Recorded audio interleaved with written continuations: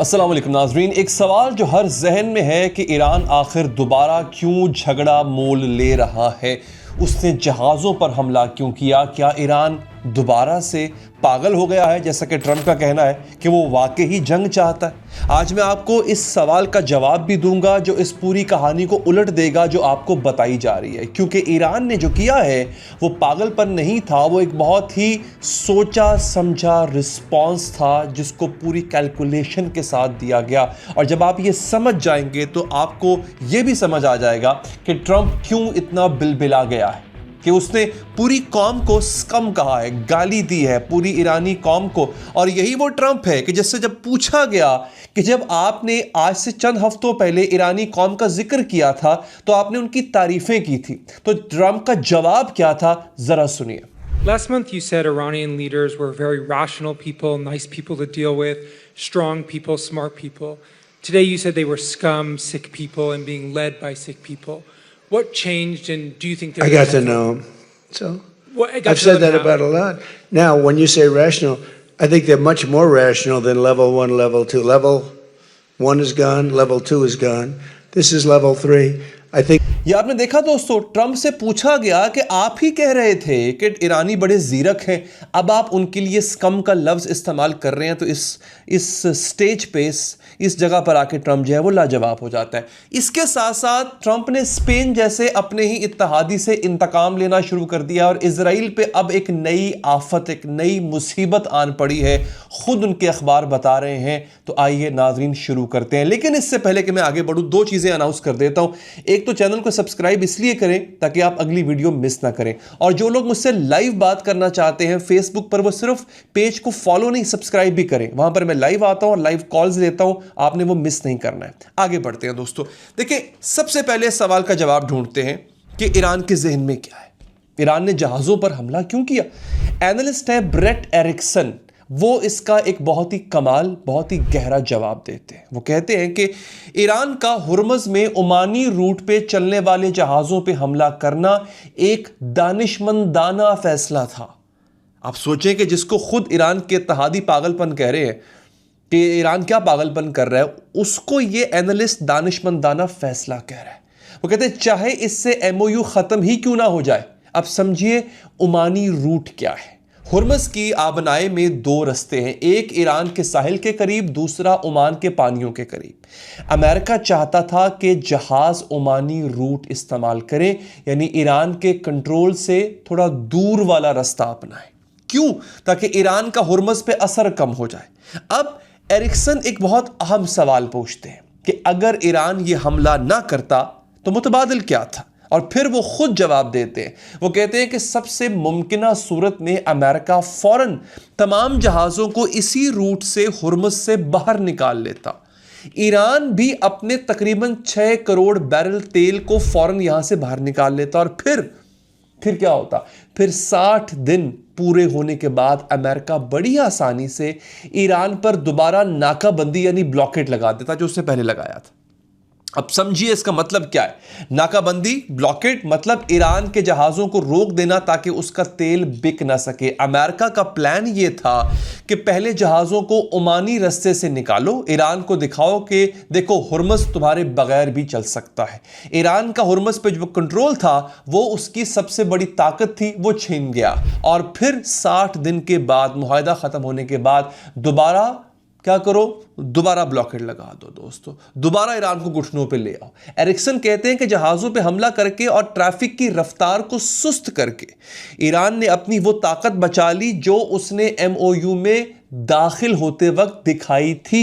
यानी ईरान ने एक ही झटके में अमेरिका को यह बता दिया कि हुर्मुज़ अभी भी मेरे कंट्रोल में है, चाहे ईरानी रास्ता हो चाहे ओमानी रास्ता हो, और तुम मुझे कमज़ोर नहीं कर सकते हो। एरिक्सन का आखिरी जुमला, जितना भी कुछ लोग ईरान के जहाज़ों पे हमलों पे शोर मचा रहे हैं, ये एक दानिशमंदाना कदम था, ये एरिक्सन का मानना है दोस्तों। अब समझिए, ईरान को जैसे कि ट्रंप ने बार बार कहा ये पागल लोग हैं, वो पागल नहीं हुआ। अकॉर्डिंग टू एरिक्सन, ईरान ने अपनी सबसे बड़ी ताकत, अपना सबसे बड़ा हथियार जो है वो बचाया है, क्योंकि अगर वो चुप रह जाता तो अमेरिका उसे सब कुछ छीन लेता।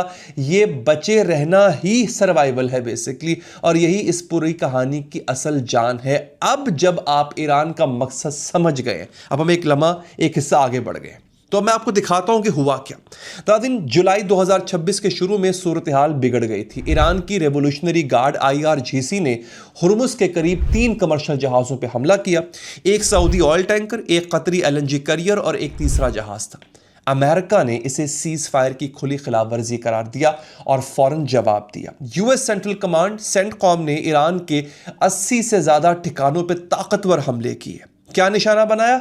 ईरान के फिजाई दिफाई निज़ाम, कमांड एंड कंट्रोल सेंटर, साहिली radar, anti ship missile systems और IRGC की 60 से ज़्यादा छोटी कश्तियां। ईरान ने जवाब में क्या किया? ईरान ने, IRGC ने बहरीन और कुवैत में अमेरिकन फौजी ठिकानों पर ड्रोन और मिसाइल दागे। 2 गल्फ ममालिक जहां अमेरिकन फौजी अड्डे हैं, और फिर अमेरिका ने एक और राउंड किया, और इस बार कुछ हैरान कुन काम किया। अमेरिका ने ईरान के शुमाल में जो एक इलाका है, उस अकाला का मकाम है, उसके रेलवे ब्रिज को निशाना बनाया, और ये उसी टाइम हुआ है जबकि खामनाई साहब की आखिरी रसूमात चल रही थी। ये हुर्मुज़ से तकरीबन 900 मील दूर था।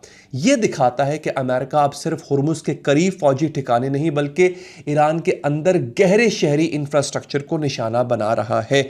और ईरान की रिपोर्ट के मुताबिक इन हमलों में 14 अफराद शहीद हुए हैं, 78 जख्मी हुए हैं। दोस्तों, ये सूरत हाल। और इस सब के बीच के अंदर दोस्तों, ट्रंप नेटो समिट में अंकारा में बैठा है, एक ऐसा बयान देता है जो उसकी बिलबिलाहट को वाज़े तौर पे दिखाता है।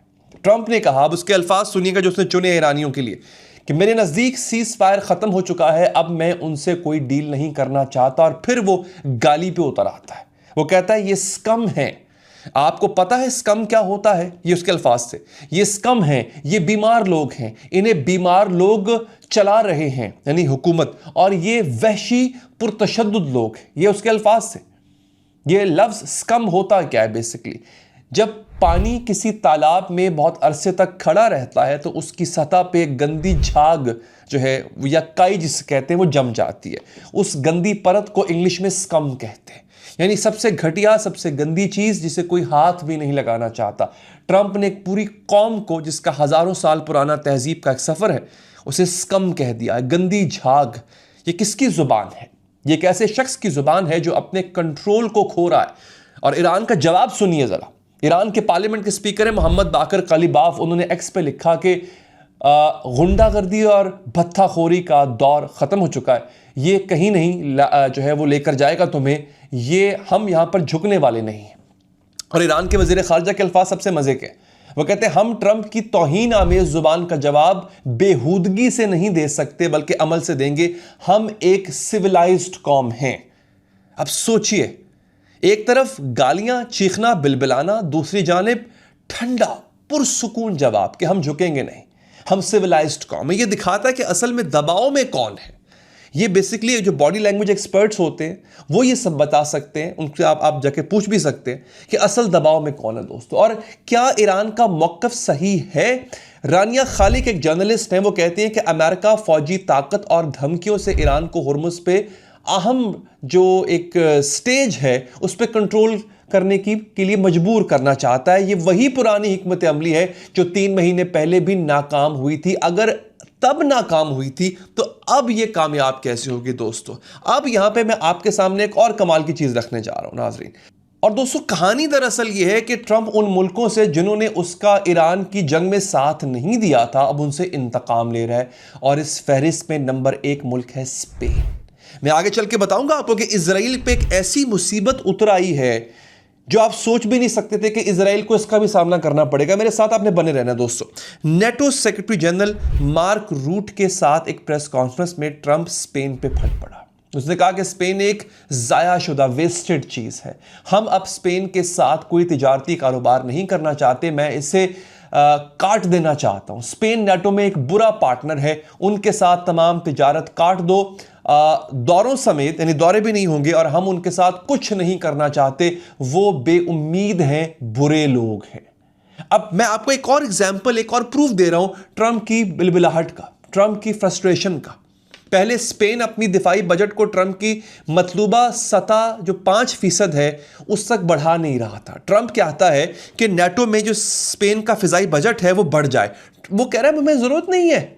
दूसरी तरफ सबसे अहम बात, स्पेन ने ईरान जंग के दौरान अमेरिकन फौजी तैयारों को अपने अहम अड्डों रोटा और मोरॉन से इस्तेमाल करने की इजाज़त नहीं दी थी। अब सोचिए, स्पेन ने ईरान पे हमलों की मुखालफत की थी क्योंकि उसका मानना था कि ये बैनुल-अक़वामी कानून की खिलाफ वर्जी है और जंग से बचना चाहिए, और उस जुर्म की सज़ा सुन रहे हैं आप क्या है, ट्रंप पूरी तिजारत काट रहा है।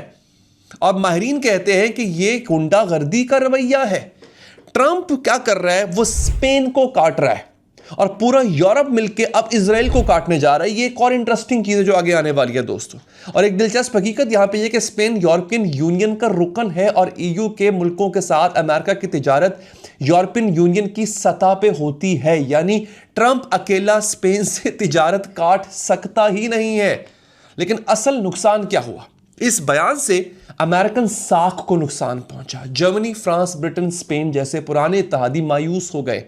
वो कहते हैं कि ट्रंप रूस और तुर्की जैसे गैर जमहूरी लीडर्स के साथ नरम है लेकिन अपने पुराने जमहूरी दोस्तों पर हमला आवर है, और इस दोहरे मयार से अमेरिका खुद तनहा होता जा रहा है। ये वो तस्वीर है जहां एक सुपर पावर अपने ही दोस्तों को धमकाकर अपने पैर पे कुल्हाड़ी मार रही है, और इस बदलती दुनिया में इसी यूरोप की तरफ से इजराइल पर एक वार किया जाता है। यह है सबसे इंटरेस्टिंग न्यूज़ आज की। और इस बार मुसीबत उसके सबसे बड़े तिजारती पार्टनर की तरफ से आई है, और वो है यूरोपीय यूनियन। इजराइल हायोम, जो कि खुद एक इजरायली नवाज अखबार है, इजराइल का अपना अखबार है, उसने एक ड्रामाई खबर दी है। उन्वान है हकीकी माशी नुकसान। यूरोपियन कमीशन जो है अगले हफ्ते वो यूरोपीय यूनियन के फॉरेन अफेयर्स काउंसिल में एक कानूनी दस्तावेज पेश कर रहा है। इसमें तजावीज़ ये हैं कि मगरबी किनारा जो फ़लस्तीन का वेस्ट बैंक है, वेस्ट बैंक की इजरायली बस्तियों में बनने वाली मसनूआत पर तिजारती पाबंदियां लगाई जाएं। ये आप जरा समझिए, ये बहुत बड़ी पाबंदी है। सिर्फ इजराइल पे पाबंदी नहीं, ये फ़लस्तीन के हक में बहुत बड़ी बात है। ये इजराइल की कारोबारों को हकीकी माशी नुकसान पहुंचाना इसका पीछे मकसद है, ख़ास तौर पे बस्तियों में मौजूद कारोबार करने वाले लोगों को। अब ये है क्या, देखिए, तमाम इजरायली जो बरामदात हैं उस पर यूरोपीय यूनियन को जाने वाली चीज़ों की तस्दीक का ब्यूरोक्रेटिक बोझ बढ़ जाएगा। यानी इजराइल से जो भी माल यूरोप जाएगा उसकी एक एक चीज़ चेक होगी, तस्दीक होगी। इसमें फल भी हैं, सब्जियां भी हैं, और दूसरे जो शोबे हैं वो भी मुतासर होंगे। और याद रखिए, यूरोपीय यूनियन इजराइल का सबसे बड़ा तिजारती पार्टनर है। अब सोचिए कि जिसका सबसे बड़ा गाहक उसी की पर पाबंदियां लगा दे तो उसकी मईशत का क्या होगा, और ये हो क्यों रहा है। अब मैं आपके असल सवाल पे आता हूं।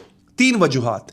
सबसे पहली वजह दोस्तों यह है कि यूरोपीय यूनियन मगरिबी किनारे की बस्तियों को गैर कानूनी समझता है। यानी ये जो गैर कानूनी बस्तियां, इजराइल सेटलर्स हैं जो कि फ़लस्तीनियों को उनकी जगहों से निकाल के अपने घर बना रहे हैं, ईयू इसको गैर कानूनी समझता है। इंटरनेशनल कोर्ट ऑफ जस्टिस की 2024 की राय भी इसी तरफ है।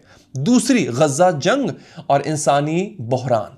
आयरलैंड, स्पेन, बेल्जियम, स्वीडन जैसे ममालिक इजराइल पर दबाव डाल रहे हैं। तीसरी वजह, इजरायली वजीरों जैसे बेन गवीर हैं, स्मॉट्रिच हैं, उनके सख्त बयानात जिन्हें ईयू यानी यूरोपीय यूनियन के कुछ रहनुमा एक्सट्रीमिस्ट समझते हैं उनको। अब यह दिखाता है कि इजराइल अब सिर्फ फौजी मैदान में नहीं बल्कि माशी मैदान में तनहा होता जा रहा है। एक तरफ अमेरिका का खास रिश्ता खत्म, दूसरी जानिब यूरोपीय तिजारत जो है वो खत्म हो रही है। वो इजराइल जो कभी दुनिया पे हुक्मरानी का ख्वाब देखता था और कर भी रहा था एक तरह से, अब वो हर तरफ से घिरता हुआ आपको नजर आएगा। तो दोस्तों, आज की तस्वीर बड़ी वाज़ेह थी कि ईरान जो है वो इसलिए जहाज़ों पर हमला कर रहा है ताकि अमन रहे एक तरह से, यानी कारोबार जो है उसका वो चलता इस पर है कि अगर बैर हुर्मुज़ उसके हाथ से निकल गई तो उसके पास तो न्यूक्लियर बॉम्ब भी नहीं है, तो क्या बचेगा। तो उसके ईरान को लगता है कि उसका हमला करना जरूरी था। ट्रंप इतना बिलबिला गया है कि पूरी कौम को स्कम कह रहा है, और जो जवाब मिलता है वो जवाब यह है कि उन्होंने बता दिया कि हम आपसे ज़्यादा सिविलाइज्ड हैं दोस्तों। तो ये थी आज की सूरत हाल। मैं उम्मीद करता हूँ आपको वीडियो पसंद आई होगी। अपना बहुत ख्याल रखिए नाजरीन। अल्लाह ने के बाद।